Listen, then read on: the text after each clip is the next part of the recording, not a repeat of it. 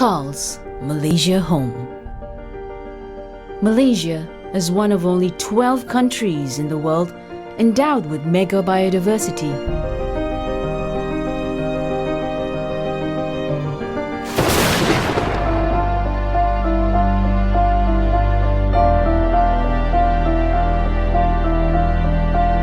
But our home is no longer safe. Our home is being destroyed. Pollutants are seeping into our air and water. Some inhabitants are gone, never to return. Why is this happening? Are we fulfilling our basic need? Or catering to our own convenience? Have we gone too far in pursuing a strong economy? It is not a trade-off. Sustainability and the economy can go hand in hand. We can find win-win solutions that benefit both people and nature. We can work with our neighbors to protect our region. We can partner with global leaders to achieve mutual goals, guided by international agreements and frameworks, like the EU Green Deal, which propels EU and its partners towards carbon neutrality by 2050. Hi and Assalamualaikum. My name is Muhammad Ashraf Aiman bin Muhammad. My metric number is 2024-869406. I will talk about Introduction National Climate Change Policy 2.0. Malaysia is facing the real effect of climate change. To respond, the National Climate Change Policy 2.0 set a clear path towards a low-carbon, climate-resilient future. With a stronger law, better data system and community involvement, Malaysia aims to cut emissions by 45% by 2030 and reach net zero by 2050. Most importantly, NCCP 2.0 calls on everyone, government, business and citizens to take action together. Hi and Assalamualaikum. My name is Azra Hanis binti Azhari and my metric number is 2024-211426. And today I will be presenting on policy problems in addressing climate change in Malaysia. Malaysia, like many countries, is facing urgent environmental challenges due to climate change. In this presentation, I will cover three major climate-related to policy issues. The first one is the increase in greenhouse gas emission. Second, the economic impact of climate-related disaster and our commitment and effort under international climate agreements. Let's begin with the greenhouse gas emission. One of the biggest sources of emission in Malaysia is the energy sector, which relies heavily on fossil fuel like coal and natural gas. In fact, the energy sector accounts for more than 75% of total emission. Coal-fired power plants in places like Manjung Perak and Port Dickson are key contributors. While Malaysia has introduced some renewable alternatives, the pace of transition is still too slow to meet our climate goals. Another major issue is deforestation. Between 2001 and 2019, Malaysia lost over 2 million hectares of primary forest, especially in Sabah, Sarawak, mostly for palm oil and timber industry. This is not only release carbon but also reduce our capacity to absorb future emissions. Next, let's look at how climate-related disasters are affecting our economy. Events like flood, drought, and landslide have become more severe and frequent. A striking example is the December 2021 floods, which displaced more than 70,000 people and causes over 6.1 billion in damage. Public infrastructure like roads, schools, and hospitals were severely affected. We have also seen drought in northern Malaysia affecting paddy farming in Kedah and Perlis. Beyond physical damage, this disaster reduced productivity, disrupt business, and increase poverty, especially vulnerable communities. The last one is a Malaysia global commitment. As a signatory to the Paris Agreement, Malaysia has a pledge to reduce its emission by 45% per GDP unit by 2030 compared to 2005 levels. We are also aiming for net zero emission by 2050. There are several national policies support this. The first one is the Low Carbon Cities Framework promotes sustainable urban development. The second one is the National Energy Transition Roadmap, which is NETR, launched in 2023, focused on increasing renewable energy sources like solar, hydro, and bioenergy. However, the progress is slow. Challenges include limited financing, weak environments, and our ongoing dependence on carbon-intensive industries such as oil and gas. 4 policy objectives. The first one is achieve net zero emission by 2050. Malaysia aims to reach net zero greenhouse gas emission through clean energy, low carbon development, and green technology, aligning with its international climate commitments. The second one is mainstream climate action into all sectors. Climate consideration will be integrated into national, state, and local planning, ensuring that policies, governance, and development decisions support sustainability across the board. And the third one is strengthen sectoral response to climate change. The policy promote effective climate action into all sectors using science-based, risk-informed approach. This include investing in green infrastructure, data system, and disaster preparedness. And the last one is adopt risk-based climate resilient planning. Planning will be guided by the climate data and vulnerability assessment to reduce risk, support innovation, and build resilience in communities, agriculture, and infrastructure. Hi and Assalamualaikum. My name is Norhana binti Jamaluddin. My medic number is 2024211858. So today I would like to present about strategies.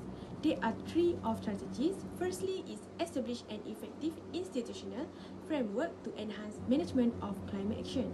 Secondly, reduce greenhouse, which is gas emission. And lastly, enhance community awareness. For your information, one of the most important steps in fighting climate change is building strong local climate governance. This means that giving more responsibility to local government because they understand their community best. For example, the Shah Alam City Council, also known as MBSA, created as a special unit called the Environment and Sustainability Unit.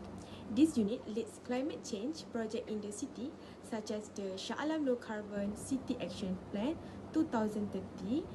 They make sure the city follow green policy to track progress and work with other organizations. This kind of clear structure help local leaders take a real action, not just promises.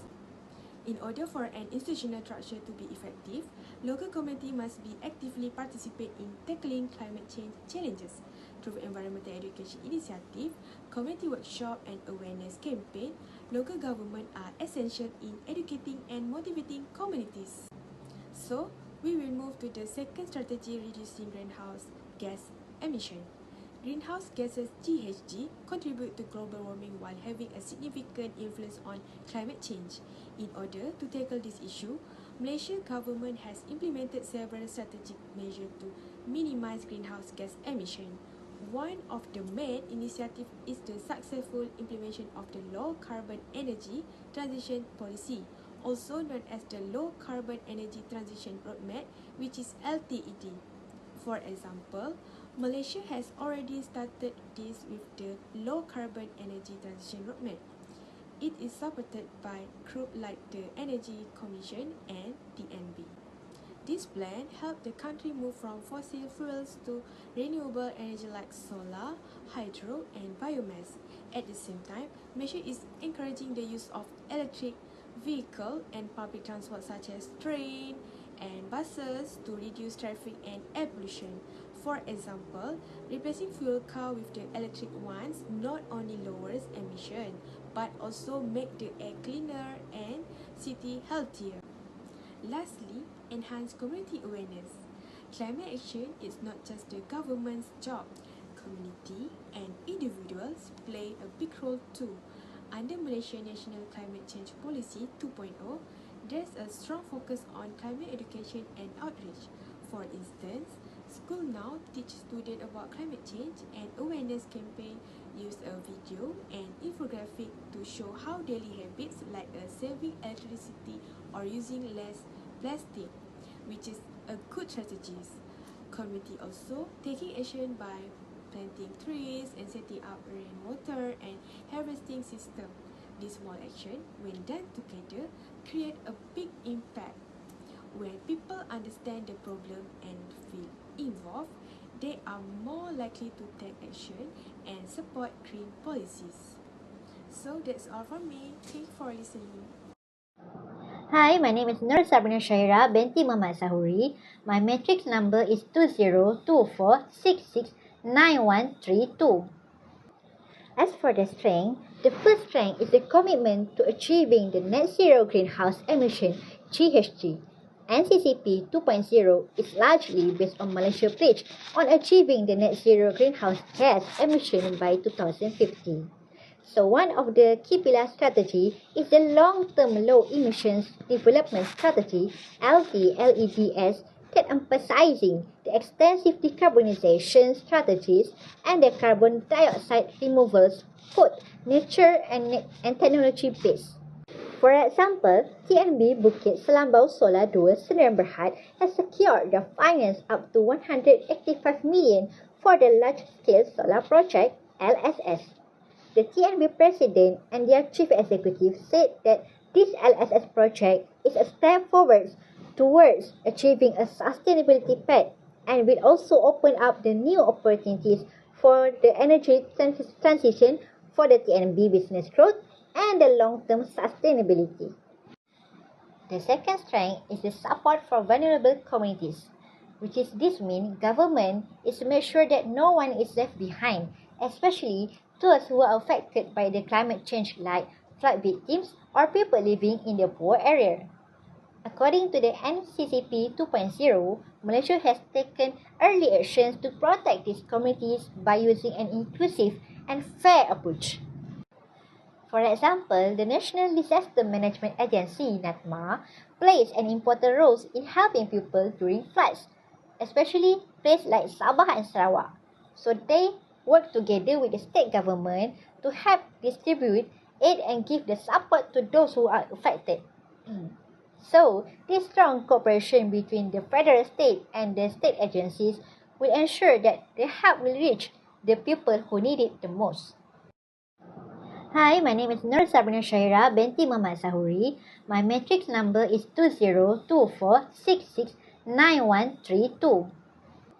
As for the strength, the first strength is the commitment to achieving the net zero greenhouse emission GHG. NCCP 2.0 is largely based on Malaysia's pledge on achieving the net zero greenhouse gas emission by 2050. So one of the key pillar strategy is the long-term low emissions development strategy (LTLEDS) that emphasizing the extensive decarbonization strategies and the carbon dioxide removals, both nature and technology based. For example, TNB Bukit Selambau Solar 2 Sdn Bhd has secured the finance up to 185 million for the large-scale solar project LSS. The TNB president and their chief executive said that this LSS project is a step forward towards achieving a sustainability path and will also open up the new opportunities for the energy transition for the TNB business growth and the long-term sustainability. The second strength is the support for vulnerable communities, which is this means government is to make sure that no one is left behind, especially those who are affected by the climate change like flood victims or people living in the poor area. According to the NCCP 2.0, Malaysia has taken early actions to protect these communities by using an inclusive and fair approach. For example, the National Disaster Management Agency (NADMA) plays an important role in helping people during floods, especially places like Sabah and Sarawak. So they work together with the state government to help distribute aid and give the support to those who are affected. So, this strong cooperation between the federal state and the state agencies will ensure that the help will reach the people who need it the most. Assalamualaikum everyone. My name is Qurratu Aini Shamimi binti Muhammad Tamizi. My matric number is 2024287138. Today, I would like to highlight two key recommendations to strengthen the implementation of Malaysia National Climate Change Policy 2.0, which is NCCP 2.0. First, implementing more urban greening projects. Urban greening is more than just planting trees. It's about creating healthier, cooler, and more resilient city. With rising temperature and extreme weather events, Malaysia is at risk of losing biodiversity and suffering from land degradation, especially during long droughts that lead to forest fires.